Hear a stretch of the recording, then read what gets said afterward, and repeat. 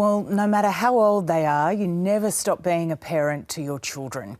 A coalition of welfare groups say that shouldn't be any different for kids in foster care, and they're calling to extend the out-of-home care from age 18 to 21.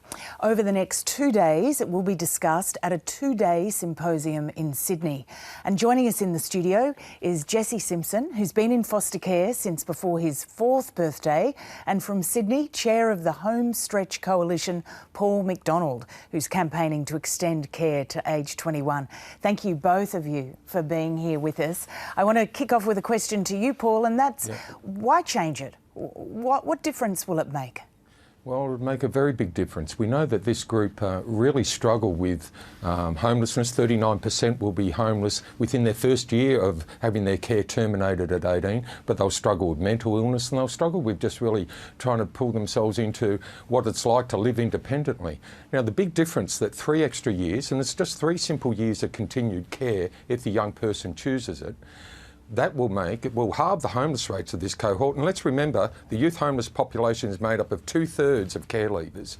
We'll double their education employment, and we'll just grow them up and finish off the job that we actually started when we initially removed the child from their family and said, we're going to look after you. We're going to grow you up and look after your best interests. Well, then we can't say at 18, the deal's over, we're stopping, we're withdrawing all support. So we're saying, let's make that extra 3 years. 85% of 18 to 21-year-olds in Australian families are still with their parents. Why wouldn't it be the same for children in state care? Do you think it's something of our past historical tradition that kids were expected to leave home basically by that age? Yeah, I mean, back a few decades ago, maybe you could pull things together, get an apprenticeship, get in a flat. But these days, and I think it's reflected on that 85% number, these days we have to, look after them and grow them up. But let's also talk about emotionally and psychologically. We know that 18 to 21-year-olds can't handle multiple stresses on their brain. I mean, the brain's still developing, and so adolescent science will say that the brain doesn't stop developing to 25. Now, we're undermining that development by actually terminating any support to them at 18. Now, we know that United Kingdom, United States, New Zealand have all introduced mandated entitlement, that is, to the child to extend their care for 3 further years if they wish it, if they seek it from the state. Now, we're wanting to introduce that right around the country here. Paul, I'm going to bring in Jesse, who's here on the couch. Your foster dad is sitting behind the cameras there. He's coming to support you. You're 20 years old now. Tell me about your situation. Yeah, so I entered care just before my 4th birthday. And at 18, where a lot of kids age out, I was supported. That's thanks to my foster parents. And when you mean supported, you mean they said, stay living with us? Yeah, exactly. I was allowed to stay in their care despite the cessation of the government's financial support. And this really did mean for me that I was able to grow and continue my education. And what are you doing? At the moment, I'm at university studying a Bachelor of Biomedicine.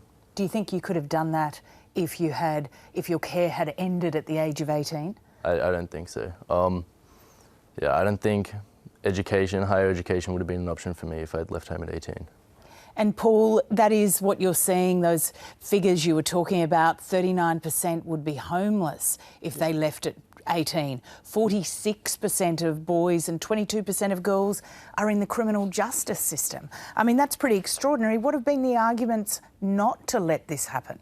Well, I think the arguments not to let this happen, let's say the arguments for this to happen are absolutely compelling. I mean, we know just as naturally as parents, as human beings, look at Jesse. He's a beautiful example of a foster carer seeing it through. But we've got to support foster carers, kinship carers, the care system to help the carers to see these young people through. I don't think there is an argument to keep it on at 18 anymore. And here's the argument for government. So let me put it just financially to you.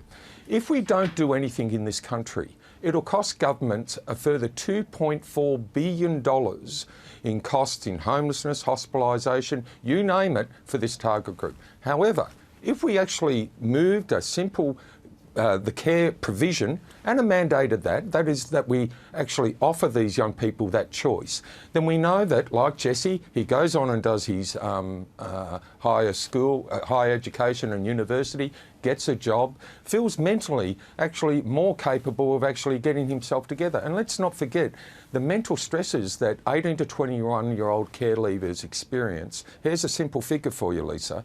8 times more likely an 18 to 21-year-old care leaver will take their own life than any other 18 to 21-year-old. Now, if that doesn't get the country moving, if that doesn't get state governments moving to say, OK, we'll extend provision to 18 to 21.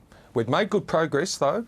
Victoria, South Australia, Tasmania are making good progress in this direction of offering extended care. We'd like to see it universal in those states, but we're looking for Queensland, New South Wales, Northern Territory and Western Australia to also make what is really a no-brainer from both a corporate parent point of view, but also a social and economic point of view. Jesse, how stressful was it as you were heading towards 18 through your teenage years, wondering what might happen to you? Yeah, well, Lisa, I can I can only imagine, because I was always comfortable in my foster home, and I was always aware that I was going to be supported and not kicked out at 18. So I can only imagine what it would be like to be kicked out at 18. But it is a stressful time in your life. You're a young person, you're dealing with new relationships, you're halfway through your Year 12 studies. I really don't like to think about what it would be like to leave. Well, congratulations on what you've been able to achieve, Jesse. And Paul, thank you very much for coming in. Thanks, 2-day symposium ahead, so good luck with those conversations. Yeah, thank you very much, Lisa.